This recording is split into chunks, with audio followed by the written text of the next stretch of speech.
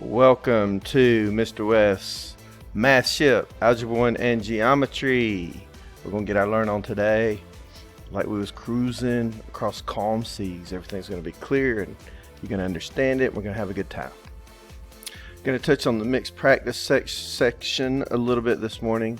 I'm just going to kind of point out a couple of things. On the mixed practice section, the first 4 problems you have to find angles that are missing. The second 4 problems you got to find sides. You determine which trig function you're going to use the same way, whether you're looking for sides or missing angles.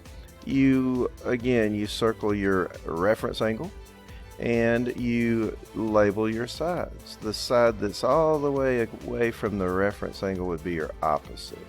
It's very important that you learn to find the opposite side no matter which way your triangle is turned. Your opposite and adjacent will change depending on the direction of the triangle. So here we have our opposite side, which is furthest away from our reference angle. We have our hypotenuse, which is always furthest away from our right angle. And then we're left with the sides that we have values for. We have a value for the hypotenuse, and we have a value for, we didn't label this side. This would be, if this is hypotenuse and this is opposite, this would be the adjacent. So I have to ask myself, what trig function uses adjacent and hypotenuse? So I look back at my trig functions and I find the one that uses adjacent and hypotenuse, and I come up with cosine. But I have to write this in the normal equation form. Cosine of x, because we don't know the angle now, equals, the ratio would be adjacent over hypotenuse, 31 over 47. So I'm going to use my calculator and get the inverse cosine. I can't use cosine. Using cosine just gives me sides, but if I run the function backward and use inverse cosine, which looks like this, and there's a video of how to use inverse cosine with each type of calculator, and I'll bring that forward to today. I need the inverse cosine of 31 over 47, and that will give me, that's going to equal my x degrees. And so with the Samsung calculator, with any of the calculators, I would like to just go ahead and convert this to a decimal. Makes it a lot easier. Inverse cosine of, and in my calculator, I literally typed 31 divided by 47. And so I get 0.6595. 0.6595 equals x. I don't know if you can see it. That's a decimal point right there, decimal point. So I'm going to put that in my calculator, which is, so I'll put 0.6595 in my calculator, then press second and cosine to get inverse cosine, and that's going to give me a value of 48.73 degrees. 48.73 degrees equals x. So that means this angle is 48.73. If you've been able to do the work so far, then you know how to do these. You know you just need to, in the mixed practice, you need to find the correct trig function.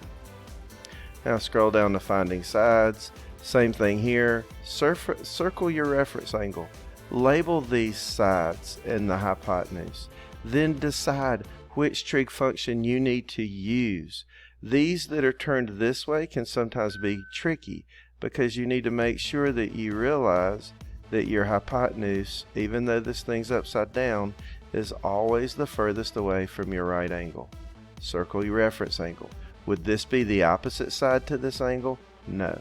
So take care, figure out how to use your reference angle to decide what trig function to use. Now on tomorrow's work, it gets fun, and we have applications, and we need to discuss angle of elevation and angle of depression because you're not going to know how to do that if you don't understand angle of elevation and angle of depression. Let me pull up a diagram to show you what those are all about.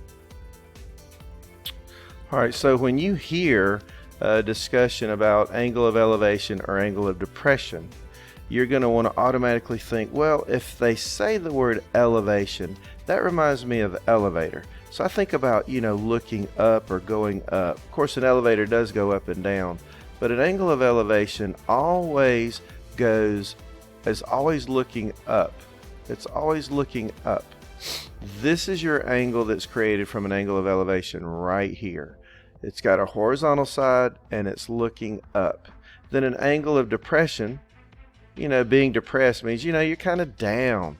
So the angle of depression is when you are looking down. This would be your angle of depression, looking down. And angles of elevation and angles of depression always have one side that is horizontal. One side that's horizontal. Let's see here if we can get some better examples. How about this guy? Here is a diagram. Let's scale it down a little bit. And this diagram shows us some angles. And we can decide what we've got here. Do we have angles of elevation, angles of depression, what? So let's label these. Let's decide what these angles are. So the angle, let's look at angle number 1 right here. This would be angle 1. Is angle 1 an angle of elevation or an angle of depression? Well, we have a horizontal side, and from that horizontal side it's going down. So this would actually be an angle of depression. An angle of depression. How about number 2? Number 2 has one horizontal side here, and it's going up. So this would be, right, elevation, an angle of elevation. Number 3. Here's number 3's horizontal side, and the other side is looking down, depression, an angle of depression. And finally, number 4. Here's number 4's horizontal side, and it is looking up. So number 4 would be an angle of elevation, an angle of elevation. So look these over, decide, read these definitions here, study the diagram over here, and make sure that you understand angles of elevation and angles of depression. That's going to be very necessary for you to be able to do the next section.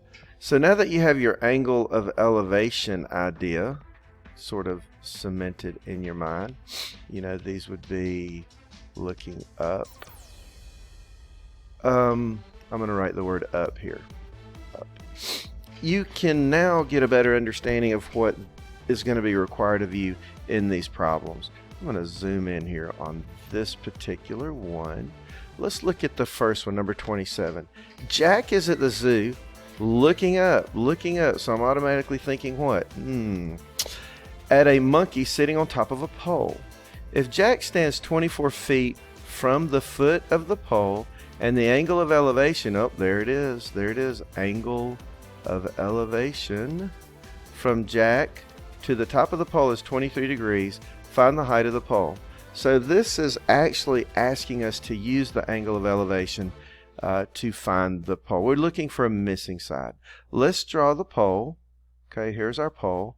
And here's our monkey sitting on top of the pole. I'm not too good at drawing a monkey, but there he is. And then it says Jack is standing 24 feet. So remember, we always like to draw the ground. Let's draw the ground. Ooh, that's terrible. Let's draw the ground. Okay. Let's try to make it straight.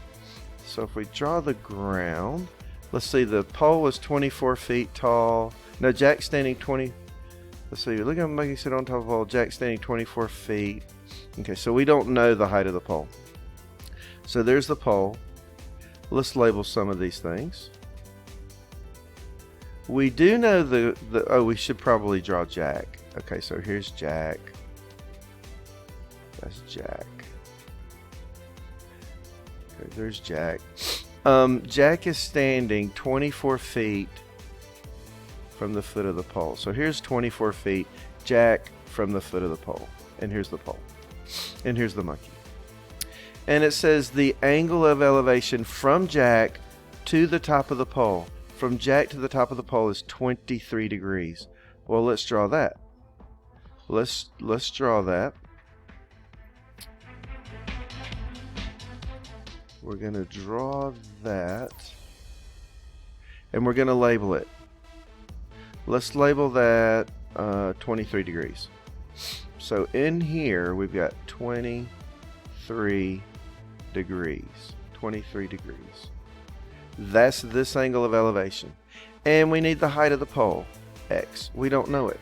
Now this problem, now that we've drawn our diagram, it looks exactly like the other equations, the ones that you've done above.